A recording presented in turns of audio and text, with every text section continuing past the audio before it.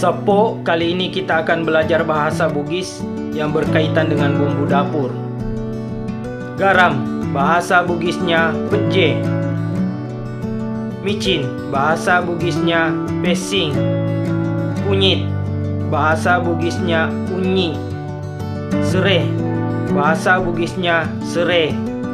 Lengkuas, bahasa Bugisnya aliku. Jahe, bahasa Bugisnya pese atau laia. Asam Jawa, bahasa Bugisnya cempa. Merica, bahasa Bugisnya barica. Ketumbar, bahasa Bugisnya katumbara. Kluwek, bahasa Bugisnya kaloa. Kayu manis, bahasa Bugisnya aju cening. Belimbing ulu, bahasa Bugisnya caneneng. Kemiri, bahasa Bugisnya peleng.